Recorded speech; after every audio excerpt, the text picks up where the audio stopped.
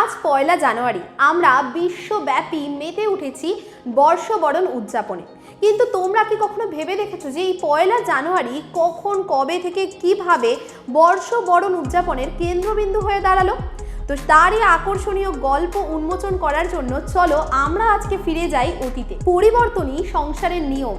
দিন থেকে রাত, ঋতুর চক্রাকার আবর্তন আমাদের পূর্বপুরুষেরা সবসময় দেখে এসেছেন।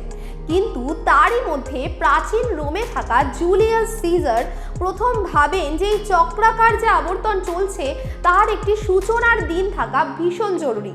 এবং সেমতাবস্থায় তখনকার যিনি পরিবর্তনের দেবতা ছিলেন, মানে জানুস দেবতাকে সম্মান জ্ঞাপনের উদ্দেশ্যে প্রথম জুলিয়াস সিজার পয়লা জানুয়ারিতে বর্ষবরণ উদযাপন করেন। এবং এই জানুস দেবতাকে তখনকার দিনের মানুষেরা বলতেন গড অফ ট্রানজিশন অ্যান্ড ডোরওয়েজ।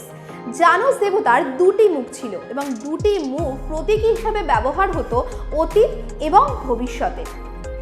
জানি তোমরা এবার ভাবছো যে হঠাৎ করে একদিন একজন এসে বলল যে পয়লা জানুয়ারি নতুন বছরের শুরুর দিন, আর আমরা পুরো বিশ্ব জুড়ে সকলে তা মেনে নিয়ে উদযাপন শুরু করে দিলাম। এও কি সম্ভব? না, তা সম্ভব নয়। জুলিয়ান ক্যালেন্ডারে এই পয়লা জানুয়ারির দিনটি নিজের একটা আলাদা জায়গা তৈরি করে নিয়েছিল ঠিকই, তবে এবার পালা ছিল বিশ্বজয়। এই রোমের প্রভাব ধীরে ধীরে পশ্চিমী দেশগুলোতে ছড়িয়ে পড়েছিল।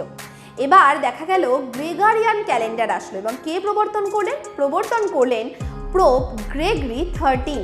এবং ওই গ্রেগরিয়ান ক্যালেন্ডারেও কিন্তু এই পয়লা জানুয়ারির দিনটি পুরো বিশ্বব্যাপী সবার কাছে পৌঁছে যাওয়ার আরও একটু দৃঢ়তা পেল।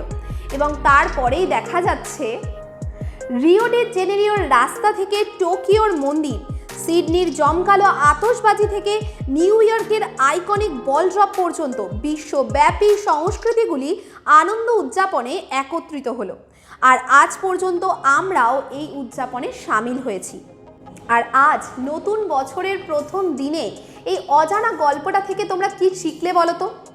এই এত বড় পৃথিবীর এক কোণে বসে কোনো একজন নিজের পর্যবেক্ষণের মাধ্যমে পুরো বিশ্বকে মাতিয়ে তুলল একটি নির্দিষ্ট দিন উদযাপনে। আমাদের সকলের মধ্যেই কিন্তু এই ক্ষমতা লুকিয়ে আছে। শুধু সেই ক্ষমতাটাকে চিনতে হবে, বুঝতে হবে আর এগিয়ে যেতে হবে। তোমাদের নতুন বছর সবার ভীষণ ভালো কাটুক, আর সবশেষে সবাইকে happy new year. Thank you.